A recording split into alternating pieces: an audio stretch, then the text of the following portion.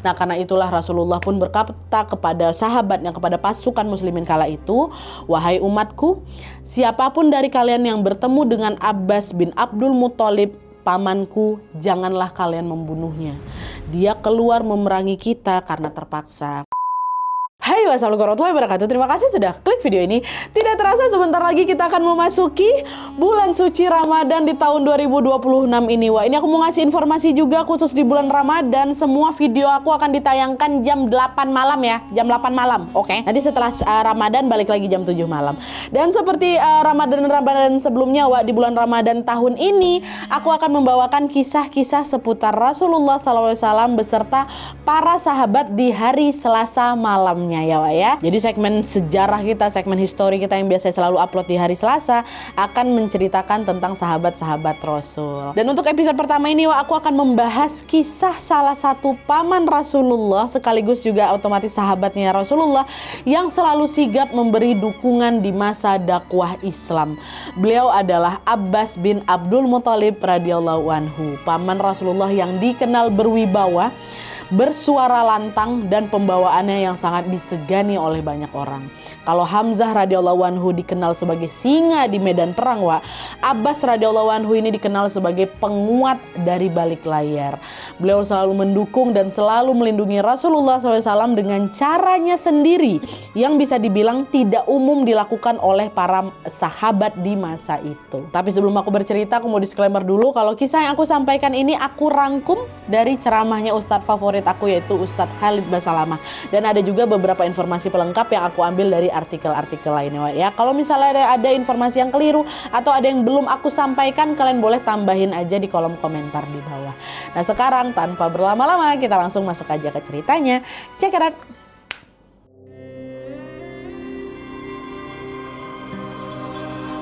Oke, jadi Abbas bin Abdul Muthalib radhiyallahu anhu adalah seorang sahabat sekaligus juga paman dari Rasulullah SAW yang lahir pada tahun 566 Masehi atau sekitar 56 tahun sebelum Hijriyah. Abbas merupakan anak dari Abdul Muthalib dan Nutailah bin Janab. Abdul Muthalib sendiri adalah kakek dari Rasulullah SAW dan itu artinya Abbas adalah paman kandung Rasulullah dari jalur ayah. Abbas ini adalah adik dari Abdullah, ayahnya Rasulullah SAW. Meski berstatus sebagai paman, usia Abbas radhiyallahu anhu dengan Rasulullah tidak beda jauh, cuman sekitar 2-3 tahun aja. Karena itulah Rasulullah SAW dan juga Abbas radhiyallahu anhu sangat akrab dan sama-sama tumbuh besar di bawah asuhan Abdul Muthalib. Pada masa itu, Abbas sama Rasulullah hidup di lingkungan keluarga Bani Hashim yang sangat menjunjung tinggi kehormatan. Mereka terbiasa berada di sekitar Ka'bah, memperhatikan aktivitas tokoh-tokoh Quraisy dan juga melihat langsung Abdul Muthalib dihormati sebagai pemimpin suku Bani Hashim. Dari lingkungan itulah Abbas radhiyallahu anhu terbiasa melihat cara orang terpandang berbicara, mengambil keputusan dan juga menjaga wibawa di depan banyak orang. Semakin dewasa, apa yang Abbas radhiyallahu anhu lihat sejak kecil mulai terlihat di sikap dan juga pembawaannya. Beliau tumbuh jadi pemuda yang gagah, berwibawa, berwajah tampan, dan yang paling unik, Abbas juga punya ciri khas suara yang sangat lantang. Saking lantangnya, setiap kali dia bersuara, apalagi bersuara keras, itu satu Mekah ini bisa dengar suaranya. Sebagaimana pernah ada kisahnya nih, pernah suatu hari Abbas radhiyallahu anhu ini ingin memanggil budak beliau yang sedang mengembalakan rumput di tempat yang jauh. Biasanya orang-orang Quraisy ini akan mengirim orang untuk manggil budaknya ini, akan suruh pergi ke sana. Tapi Abbas nggak perlu melakukan semua itu. Abbas cukup naik ke atas bukit terus teriak, "Hai Fulan, pulanglah. Hari sudah malam." Cuman teriak. Dan hanya dalam satu teriakan, si budak itu langsung bisa mendengar panggilan tuannya atau panggilan Abbas. Bahkan menurut riwayat juga, yang dengar suara itu bukan cuman budak beliau aja, tapi seluruh penduduk Mekah pun bisa mendengar lantangnya seruan Abbas. Nah, karena kelebihan itu juga lah orang-orang Quraisy ini jadi segan sama Abbas, dan mereka akan langsung diam setiap kali Abbas sedang berbicara. Itu salah satu ciri khasnya.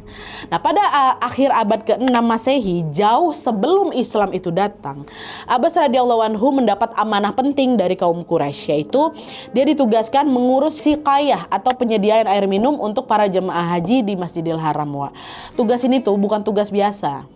Karena di masa itu kota Mekah ini betul-betul kering, betul-betul tandus kali Wak, sehingga air ini termasuk kebutuhan yang sangat-sangat berharga. Dan amanah ini menunjukkan kalau Abbas adalah orang yang sangat dipercaya dan juga dihormati oleh kaum Quraisy. Dipilih dia jadi penjaga air. Nah, penghormatan itu ternyata nggak berhenti di kota Mekah aja, Wak. Ketika Islam mulai menyebar dan kaum muslimin ini memasuki kota-kota lain, wibawa Abbas radhiyallahu anhu masih tetap membuat banyak orang tuh segan. Salah satu kisahnya terjadi saat kaum muslimin datang ke Al-Qudus atau ke Palestina di masa Khalifah Umar bin Khattab. Jadi ceritanya waktu itu pasukan muslim ini baru saja mendapatkan kemenangan besar di perang Yarmuk, Wak. Ya, ini Rasulullah udah lama meninggal, kan udah zamannya Umar kan. Nah, nggak lama Sopronius atau pemimpin kota Al-Qudus waktu itu berniat menyerahkan kota itu kepada kaum muslimin, khususnya kepada Umar bin Khattab sebagai pemimpin. Umar pun segeralah datang ke kota itu ditemani sama Abbas, Wak. Nah, kala itu Abbas ini datang dengan penampilan yang sangat rapi. Baju beliau bagus, postur beliau gagah, dan pada saat itu juga Abbas terlihat seperti seorang raja atau jadi kelihatan macam pemimpin besar gitu loh, Wak. Dan ketika momen penyerahan kota Al-Qudus berlangsung, Sopronius si pemimpin tadi ini awalnya justru memberikan si kunci kota itu kepada Abbas, bukan ke Umar. Umar pemimpinnya nih. Sopronius pikir ya Abbas inilah Umar bin Khattab karena penampilan Abbas itu lebih cocok sebagai seorang pemimpin gitu. Melihat ini Abbas pun berkata, bukan aku pemimpinnya wahai Sopronius, tapi Umar, sambil menunjuk Umar. Nah, cerita inilah yang menunjukkan wibawa Abbas radhiyallahu anhu memang sangat kuat. Sampai-sampai orang asing pun mengira kalau beliaulah pemimpin tertinggi kaum muslimin gitu loh. Bukan berarti Umar bin Khattab tidak berpenampilan bagus, Wak, ya. Umar bin Khattab juga berpenampilan bagus, tapi Abbas tuh lebih kelihatan mencolok lah gitu, ha. Selain berwibawa, Wak, Abbas ini juga dikenal sebagai orang yang sangat dermawan. Beliau suka bersedekah, beliau suka membantu orang lain, terutama para tetangganya. Dalam sebuah riwayat disebutkan bahwa Abbas ini hampir tidak pernah ketemu tetangganya tanpa memberi sesuatu. Setiap kali ketemu tetangganya, Wak, ya, Abbas ini biasa kan selalu memberikan makanan, harta, atau sekedar bantuan kecil lah sama tetangga-tetangganya ini. Sikap ringan tangan ini tidak cuma terlihat di lingkungan sekitar rumahnya aja, Wak, tapi juga di lingkar keluarga terdekatnya. Rasulullah SAW sendiri beberapa kali juga merasakan perhatian dari sang paman, dari Abbas. Ketika masa sulit datang, Abbas ini bukan hanya hadir sebagai paman, Wak, tapi juga ikut melindungi Rasulullah dari hal-hal yang membahayakan. Nah, sekarang aku mau bahas apa saja bentuk dukungan Abbas radhiyallahu anhu kepada Rasulullah dan kaum muslimin sebelum beliau masuk Islam.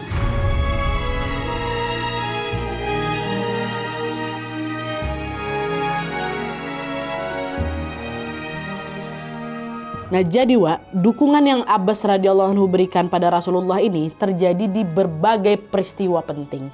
Salah satunya terjadi ketika Rasulullah akan hijrah ke Madinah. Tapi perlu diingat di sini, waktu ini terjadi waktu Rasulullah mau hijrah, Wak.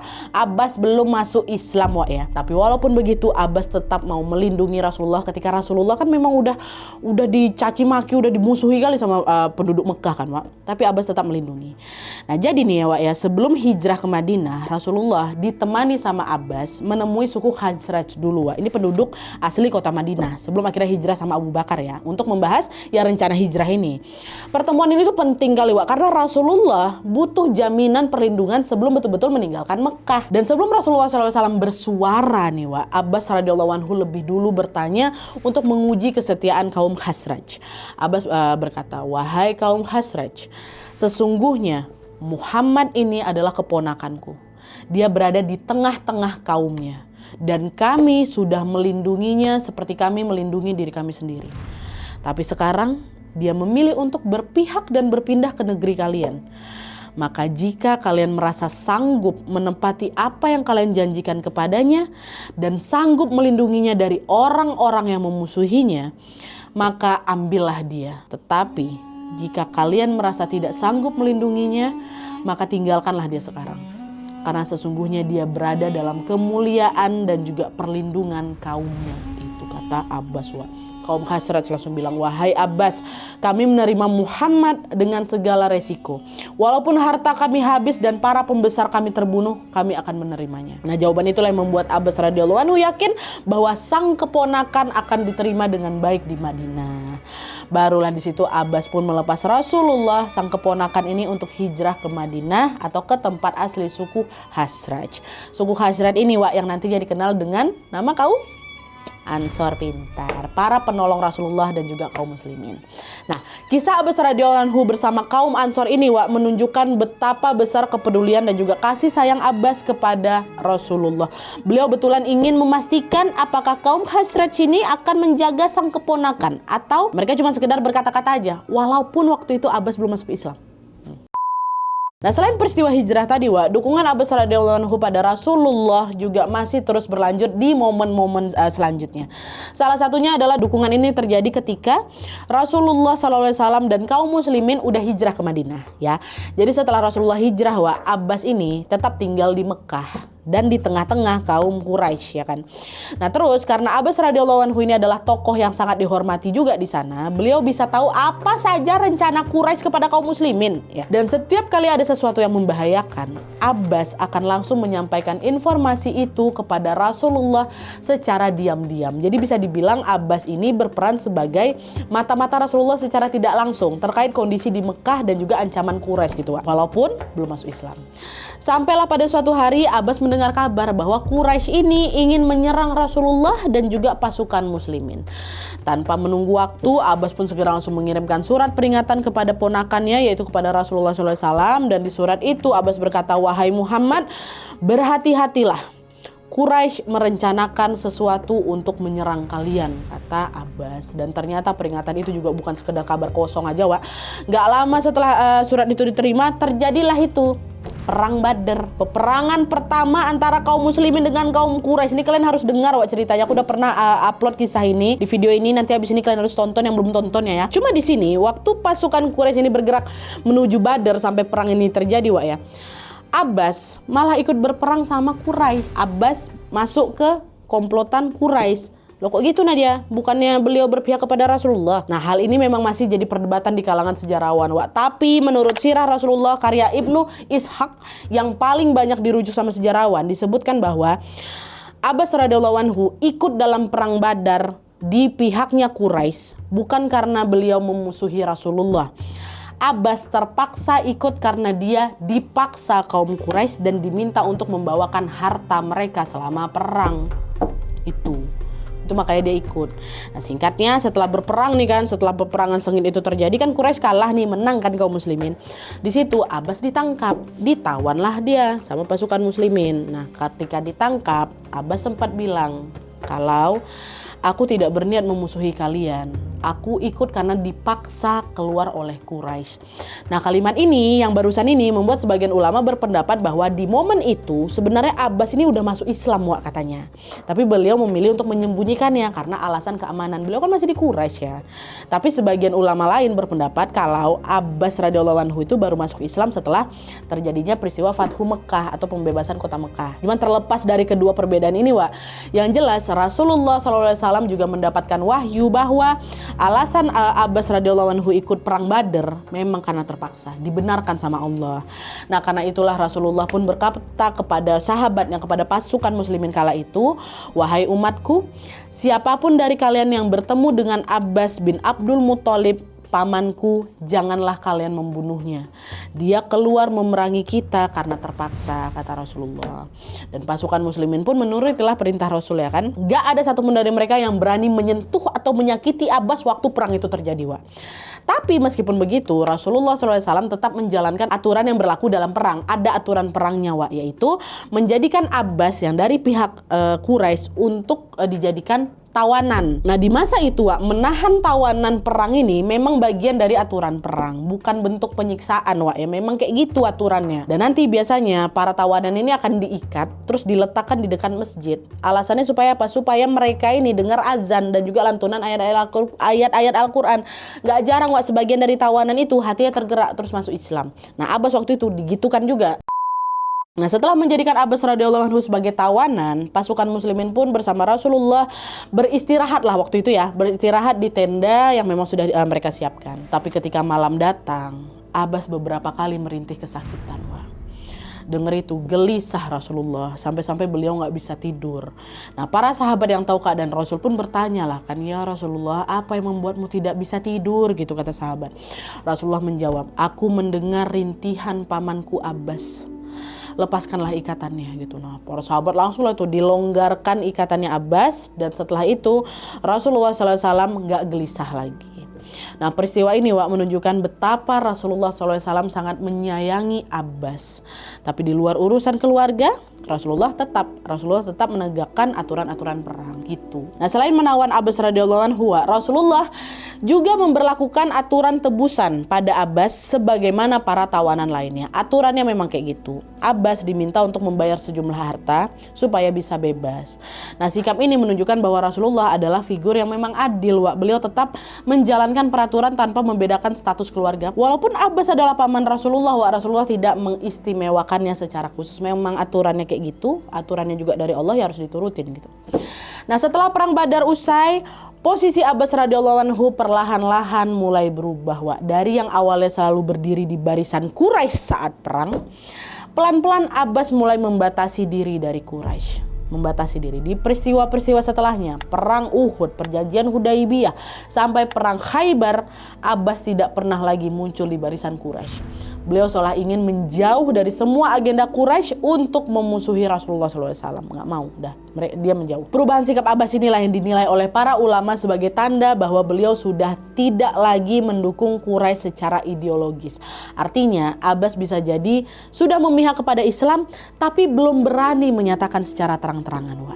Nggak berhenti di sana aja. Keberpihakan Abbas ini juga masih terlihat saat beliau diam-diam mengirim harta ke Madinah untuk membantu umat Islam yang sedang hidup dalam keterbatasan. Dukungan ini terus Abbas lakukan sampai akhirnya pada bulan Ramadan tahun 8 Hijriah terjadilah itu peristiwa Fathu Mekah atau penaklukan kota Mekah. Peristiwa inilah yang menandai runtuhnya kekuasaan Quraisy, dihancurkan juga berhala-berhala di sekitar Ka'bah, serta kembalinya Mekah sebagai pusat tauhid dan juga ibadah kepada Allah Subhanahu wa taala. Aku juga udah pernah bahas ini, nanti kalian boleh tonton kalau misalnya pengen penasaran tahu ya. Cuman yang jelas di momen ini sikap Abbas radhiyallahu anhu yang awalnya masih terasa abu-abu itu mulai terlihat jelas karena di tengah proses terjadinya Fathu Mekah, Abbas akhirnya menunjuk keberpihakan beliau pada Islam secara terang-terangan. Nah, kisah ini tuh bermula pada malam hari menjelang penaklukan kota Mekah. Saat itu Abbas ini keluar dari kota Mekah dan dia menaiki kudanya menuju perkemahan pasukan muslimin yang memang udah OTW gitu. Nah, di sana beliau langsung menemui Rasulullah untuk menyampaikan kondisi Mekah dan juga situasi terbaru terkait tokoh-tokoh Quraisy. Dan ketika pasukan muslimin berdiskusi, Abbas ini juga mengusulkan beberapa hal terkait cara memasuki kota tersebut tanpa pertumpahan darah. Menariknya, setelah diskusi itu selesai, Abbas nggak balik ke tengah Quraisy. Beliau justru ikut beristirahat di perkemahan pasukan muslimin sampai pagi tiba. Nah, besoknya nih waktu pasukan udah mulai memasuki kota Mekah, Abbas semakin menjelaskan posisinya lagi. Saat itu beliau memilih berada di sisi Rasulullah dan juga kaum muslimin untuk sama-sama datang menaklukkan kota Mekah. Sebetulnya nggak ada riwayat yang menjelaskan apakah pada saat itu Abbas sudah mengucapkan syahadat atau belum ya. Tapi banyak ulama yang berpendapat bahwa keberadaan Abbas di sisi Rasulullah saat itu sudah cukup menjadi tanda bahwa beliau sudah berpihak pada Islam. Dan terlepas dari perbedaan pendapat soal keislamannya, cuman yang patut diteladani adalah Abbas tetap mengambil sikap sebagai seorang penengah, dimana ketika akan memasuki kota Mekah, Abbas menjadi mediator atau penengah antara pasukan muslimin dengan tokoh-tokoh Quraisy waktu itu. Tujuannya apa? Tujuannya supaya penaklukan kota Mekah ini tidak berubah menjadi pertumpahan darah. Dan yang lebih luar biasanya lagi, Abbas juga berperan besar dalam kisah masuk Islamnya Abu Sofyan, pemimpin Mekah kala itu. Kisah Abu Sofyan ini pernah juga aku bahas di video sebelumnya, tapi di sini aku mau jelasin secara ringkas dulu garis besarnya aja, ya. Jadi, pada waktu itu Abu Sofyan ini yang selama ini paling keras sekali memusuhi Islam, dia CS-an sama Abu Jahal, Itu waktu kejadian Fathu Mekah, itu ketakutan dia. ketakutan. Abu Sofyan paham kalau sampai pasukan muslim masuk Mekah, ini nasib Quraisy sudah di ujung tanduk ini.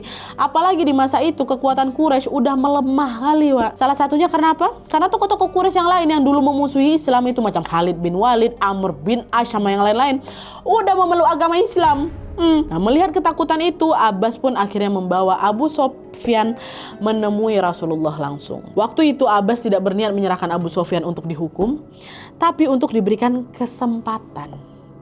Dan di momen itulah hidayah pun datang kepada Abu Sofyan, di mana dia akhirnya mengakui kebenaran Islam dan menyatakan keislamannya langsung di hadapan Rasulullah SAW. Masuk Islam langsung Abu Sofyan.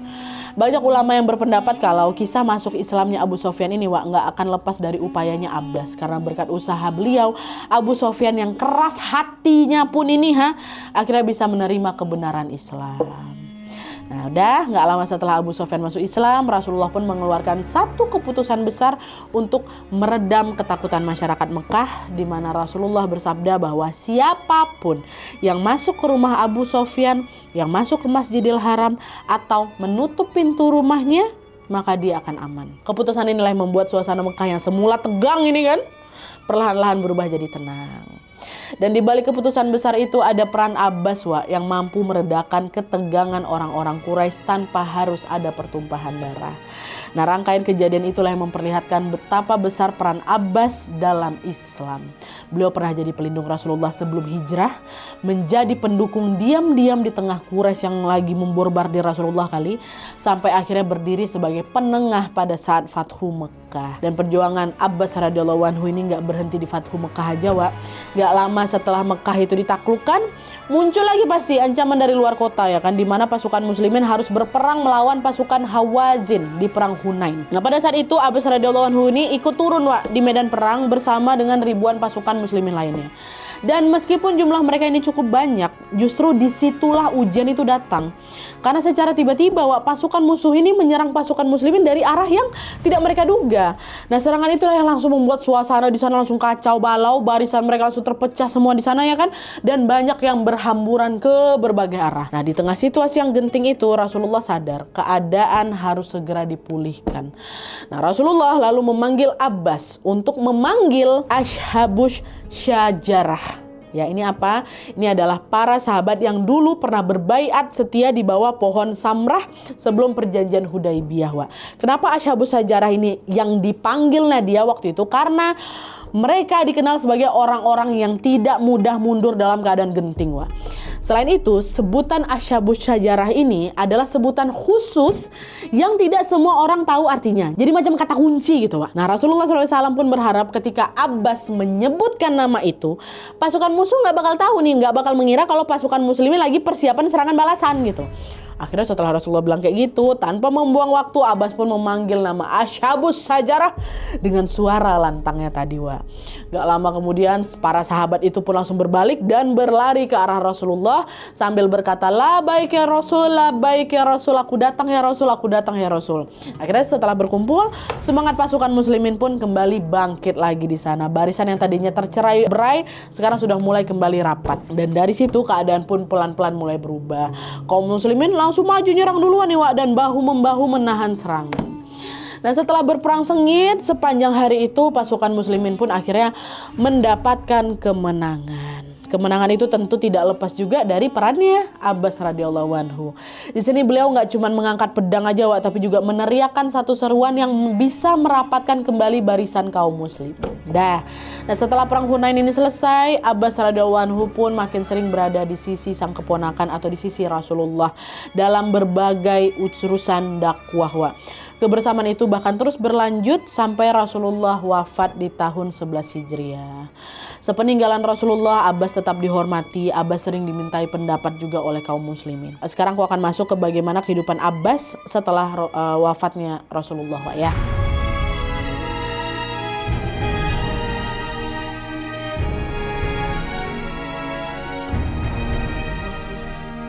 Oke, jadi setelah Rasulullah SAW tutup usia, Abbas radhiyallahu anhu pun tetap menjalani hari-hari sebagai sahabat yang tetap mendampingi umat Islam. Salah satu peran Abbas berikutnya terlihat dalam peristiwa Istisqa pada tahun 18 Hijriah. Jadi ceritanya Wak, pada saat itu wilayah Madinah dan sekitarnya ini lagi ada paceklik panjang, lagi masa paceklik panjang, hujan gak turun-turun Wak, tanah udah kering kali, dan kehidupan umat muslimin pun jadi kerasa makin berat lagi. Nah gak lama kemudian Umar bin Khattab yang kala itu sudah menjadi khalifah atau pemimpin umat Islam segera langsung mengumpulkan kaum muslimin untuk menjalankan sholat istisqa. Sholat yang dilakukan ketika terjadi kekeringan untuk memohon hujan kepada Allah. Selesai sholat, Umar pun meminta Abbas untuk berdoa. Umar sengaja pilih Abbas karena beliau adalah paman Rasulullah yang sangat dihormati sama kaum muslimin. Nah pada saat itu doa Abbas radhiyallahu anhu memang tidak diriwayatkan secara rinci Wak ya, tapi yang jelas Abbas berdoa dengan penuh kerendahan hati, memohon kepada Allah supaya beban umat muslim kala itu diringankan dan meminta pastinya hujan segera turun. Gak lama setelah doa itu dipanjatkan Wak, hujan langsung turun. Hujan langsung turun membasahi tanah Madinah yang sedang kekeringan ini. Kaum muslimin langsung mengucap syukur karena harapan mereka pun akhirnya dikabulkan. Peristiwa datangnya hujan ini seolah-olah menjadi pertanda bahwa Allah memuliakan Abbas atas segala bantuan dan kasih sayang yang beliau berikan kepada Rasulullah. Dan atas dukungan Abbas juga Wak, dalam sebuah riwayat disebutkan bahwa Rasulullah pernah berdoa yang kurang lebih kayak gini. Ya Allah, ampunilah Abbas dan anak-anaknya. Ampunilah mereka dengan ampunan yang menyeluruh secara lahir dan batin. Jangan engkau sisakan satu dosa pun kepada mereka. Didoain Rasulullah kayak gitu Wak. Gak berhenti di sana. Sebelum Rasulullah wafat, Rasulullah pernah menegaskan pada kaum muslimin untuk tidak menyakiti sang paman yaitu Abbas. Pesan itu dipegang betul sama sahabat setelah Rasul wafat Wak. Mereka betul-betul menghormati Abbas sampai akhirnya beliau juga wafat di tahun 32 Hijriah, which is waktu itu usia beliau adalah 88 tahun. Abbas dimakamkan di pemakaman Baqi bersama sahabat Rasulullah yang lainnya. Dan meskipun beliau sudah meninggal dunia Wak, nama Abbas radhiyallahu anhu tetap diingat sebagai paman yang selalu berdiri di sisi Rasulullah dalam setiap situasi. Mungkin Abbas tidak selalu berada di medan perang Wak ya, tapi kehadiran beliau selalu terasa di banyak momen penting dalam perjalanan dakwah Islam. Oke Wak, jadi itu tadi kisah Abbas bin Abdul Muthalib radhiyallahu anhu, paman sekaligus juga sahabat Rasulullah yang selalu hadir menemani Rasulullah di masa-masa sulitnya. Dari kisah ini kita bisa belajar bahwa dalam sebuah perjuangan tidak semua orang itu harus berdiri paling depan Wak. Enggak. Ada orang-orang tertentu yang memilih untuk menjaga, menguatkan dan juga memastikan keadaan tetap aman meskipun dukungannya tidak selalu terlihat di depan layar. Dan dari Abbas radhiyallahu anhu juga kita ini tahu semua kalau keberpihakan itu kadang tidak selalu dilakukan lewat perang atau mengangkat pedang. Enggak, tapi bisa juga dilakukan dengan mengambil keputusan, membantu diam-diam dan juga mengusahakan yang terbaik meskipun tidak semua orang melihat usahanya. Semoga kisah ini bisa menjadi pengingat buat kita semua untuk selalu mendukung dan memberi bantuan kepada orang-orang di sekitar kita Wak ya. Segitu dulu video dari aku. Terima kasih banyak yang sudah menonton. Kalau kalian suka video ini, klik like-nya. Jangan lupa komen di bawah tidak ada dan saran-saran untuk selanjutnya. Jangan lupa nyalain notifikasi ya supaya kalian tahu kalau aku upload video baru. And as always, jangan lupa untuk klik tombol subscribe supaya kalian sama-sama tahu informasi menarik dan menegangkan dari channel aku. See you next video Wak. Bye.